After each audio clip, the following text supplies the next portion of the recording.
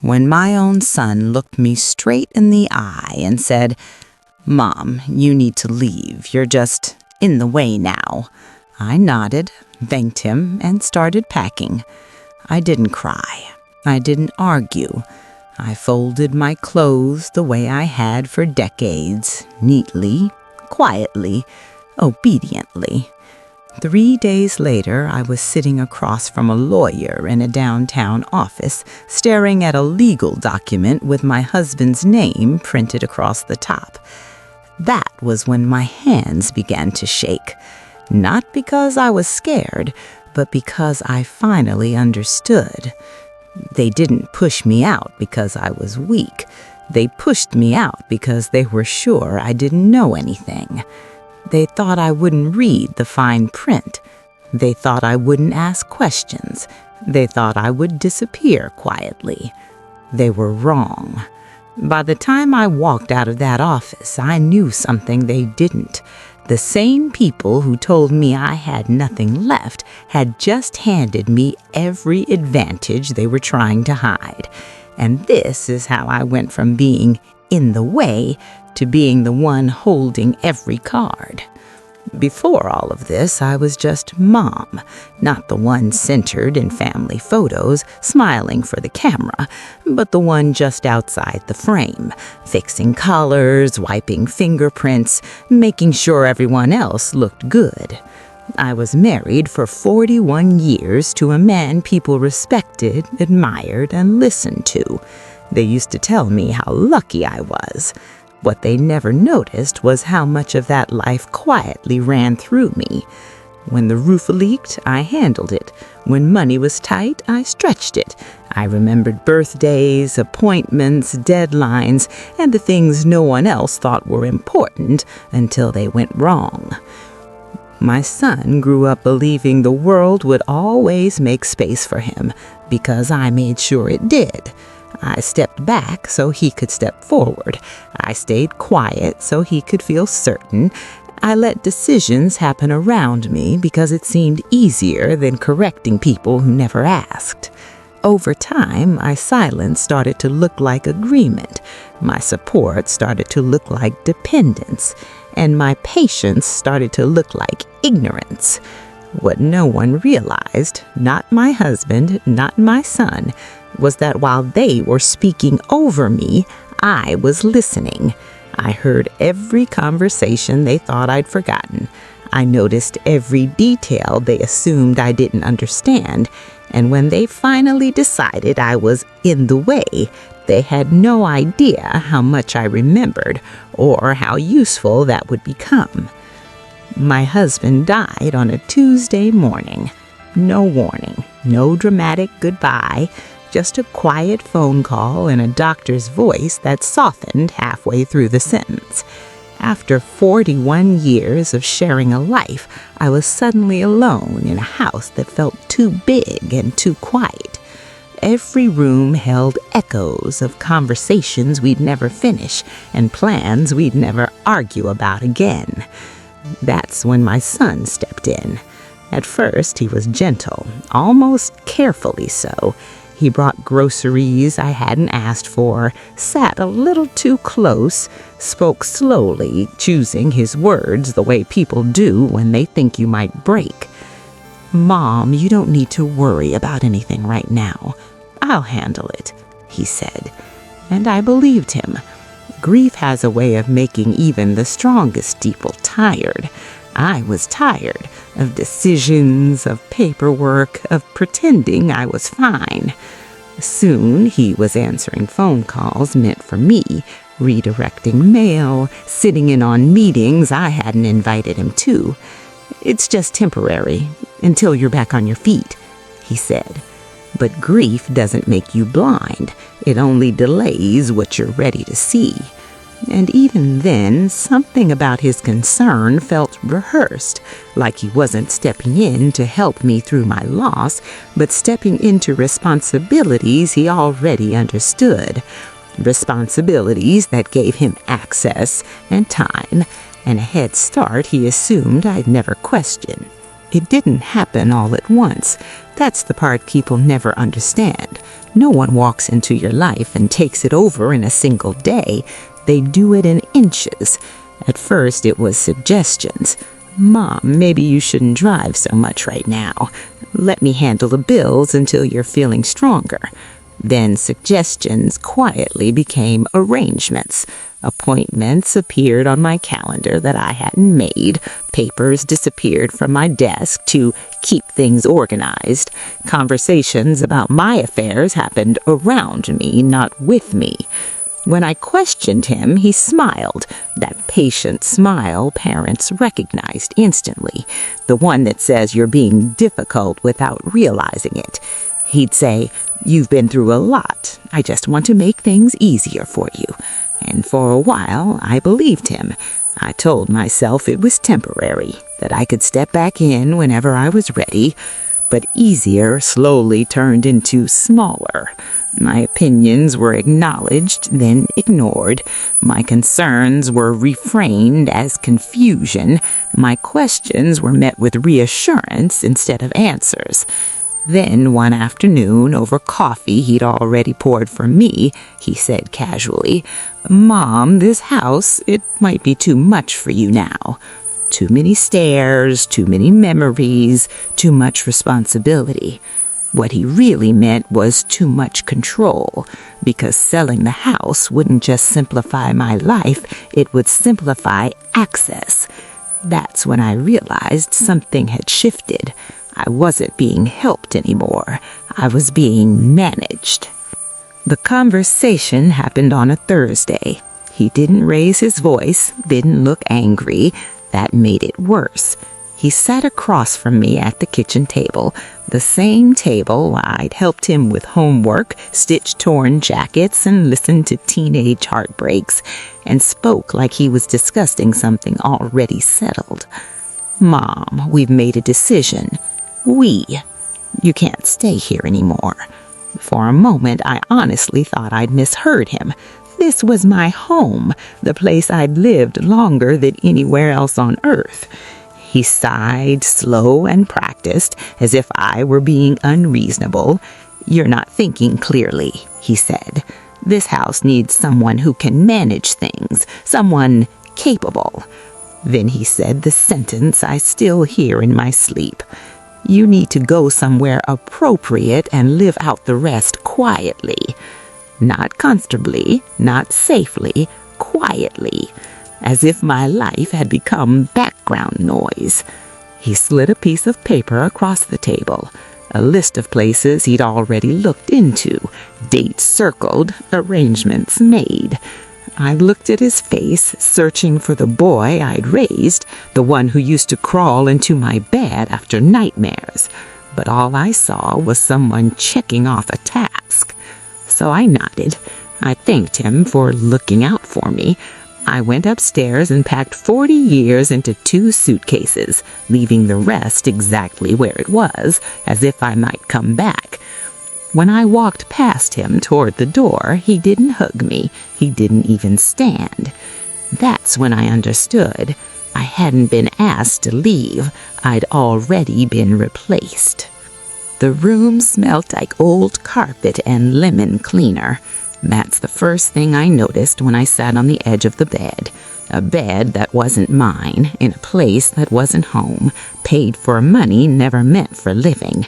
He dropped me off like an errand.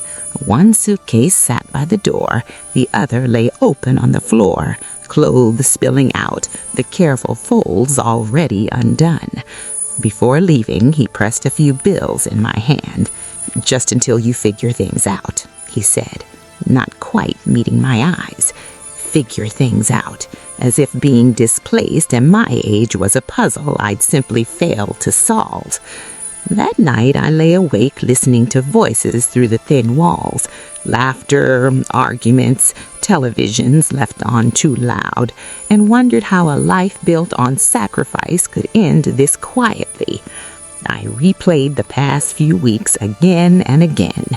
What I should have said, what I should have questioned, what I should have fought harder to understand. And then somewhere between regret and exhaustion, something shifted. The way he spoke, the speed of the decisions, the confidence with which he told me I had nothing left, none of it matched the man I'd been married to for 41 years. My husband had been many things, stubborn, proud, infuriating at times, but careless never was one of them. He never left loose ends, and if that was true, then something important had been handled before I ever knew to look. And that thought refused to let me sleep. The next morning, I made a cup of weak motel coffee and opened the small folder I brought with me. Inside were the things I'd grabbed without thinking, a few photographs, an old checkbook, and a folded legal document I hadn't looked at in years. My husband had insisted I keep a copy, just in case, he'd said back then, tapping the page like it mattered. At the time, I had smiled and told him he worried too much. He was always preparing for emergencies that never seemed to come. Now, sitting on that sagging bed, my hands began to tremble because the story my son had told me didn't match what was written there. I read it once, then again, more slowly. Certain clauses stood out, clear, deliberate, impossible to reinterpret. By the time I finished, my heart was racing. This wasn't about confusion or miscommunication. Something had been done very carefully. By noon, I was standing in the lobby of a law office I hadn't set foot in for years, staring at a brass nameplate that made my stomach drop. When I told the receptionist my name, her expression shifted. "Oh," she said softly, "we've been expecting you." That's when I knew for certain. Whatever my son had shown me, whatever he'd explained with such confidence, it wasn't the truth. The attorney didn't waste time with small talk. He closed the door, sat across from me, and studied my face the way doctors do before delivering news they expect to hurt.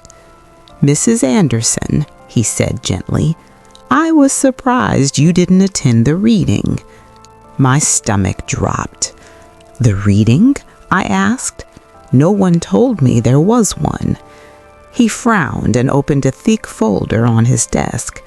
"Your son said you weren't ready," he said, "that he would handle everything until you recovered." Recovered? He slid a document toward me. It looked ordinary, cream-colored paper, neat type, but the words on it changed the weight of the room. "This is the final version," he said, "updated 6 months before your husband passed." As he read, my hands went cold. The house? Mine. The accounts? Mine. The investments? Mine.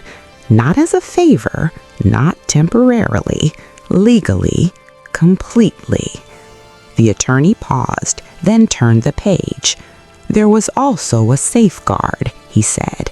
"Your husband was careful enough to include a clause that restricted your son's access if you were displaced or pressured, careful enough to ensure that any attempt to remove you would trigger full authority returning to you alone." The room fell quiet. I hadn't been pushed aside because I was powerless. I'd been pushed aside because he believed I didn't know better.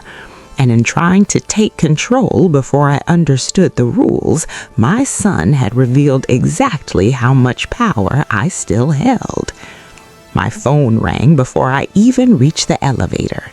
His name lit up the screen, confident, familiar, the way it always had when he believed he was in control. I answered calmly. "Mom, there's been some kind of mix-up," he said quickly. "The bank's acting strange. Accounts are frozen. It's probably just a delay." "Oh," I said, "I'm sure it isn't." Silence. I just left your father's attorney's office, the one you told I was too fragile to attend the reading. His voice shifted. What reading? The real one. I could almost hear him sit down. You told me I had nothing. You told me to leave my own home. Mom, listen. No, I said quietly. You listen now. I didn't explain everything. I didn't need to. I told him there was a clause he'd never read, that his decision to push me out had consequences he couldn't undo. This is a misunderstanding, he said, the confidence gone now. We can fix this. We're family. You stopped being family the moment you treated me like something disposable. His voice dropped. What are you going to do? I paused, not for drama, but because the answer was simple. I'm going home, and the rest is already handled. Then I hung up. For the first time in weeks, my hands weren't shaking. He wasn't in charge anymore. By the time I reached the bus stop, the dominoes were already falling. Banks don't debate legal documents. They don't negotiate. They execute. Once the safeguard clause was triggered, every account tied to my husband's estate was locked, not to punish anyone, but to protect me. Spending stopped, access vanished, plans unraveled mid-assumption. My phone began to buzz. At first, the messages were controlled, annoyed, professional. Then they came faster, sharper, less certain. By evening, the tone had changed completely. Mom, we need to talk. There's been some kind of mix-up. Please call me. I didn't. Instead, I unlocked the front door of the house that night with a key that had never stopped being mine. The lights were on. Boxes sat half open in the hallway. Furniture had already been shifted to suit someone else's preferences. I stood there quietly, taking it in. For years, I'd been told I didn't understand money, didn't understand systems, didn't understand how decisions really get made. Yet the moment I spoke, the moment I stepped forward, everything moved as exactly as it should have. By morning, formal notices had been issued, financial access restricted, legal representatives involved, the kind who don't soften their voices or ask for explanations. My son believed consequences were optional. That illusion didn't thrive the night. And for the first time since my husband's death, I slept in my own bed, not as someone waiting to be managed, but as someone who had quietly, completely taken her life back.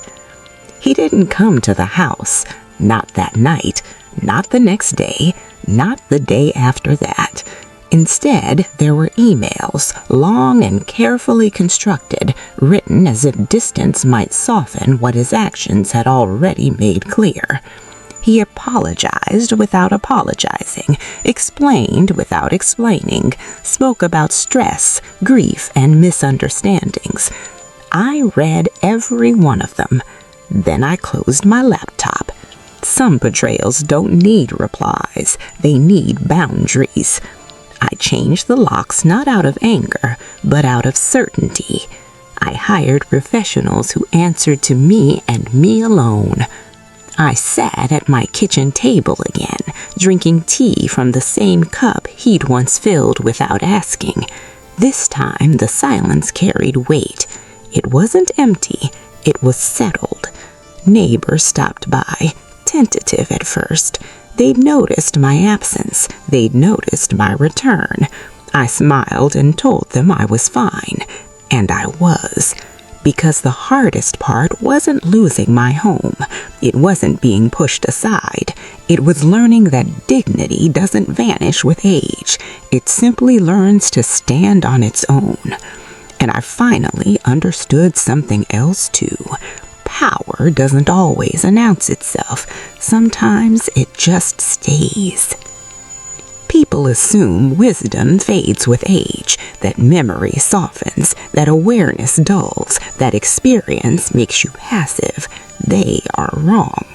What age really does is strip away the need to prove anything. I didn't reclaim my life to punish my son. I reclaimed it because respect doesn't expire. Silence can be mistaken for surrender. Kindness can be misread as weakness. And sometimes the strongest move you can make is to stop explaining yourself altogether. When someone begins speaking for you instead of with you, pay attention. Read what you're told no longer concerns you. Keep copies. Trust the quiet feeling that says something isn't right, because the moment someone decides you should live out the rest quietly, they've already underestimated you. And people who underestimate you rarely realize what they've handed over until it's far too late. This was never a story about revenge. It was about remembering who holds the pen and writing the ending yourselves. I still wake up early. Some habits stay with you even after life changes. I make my tea the same way. I sit by the window the same way. But now, when the morning light fills the room, it feels earned. No one rearranges my days anymore. No one decides what I can and can't handle.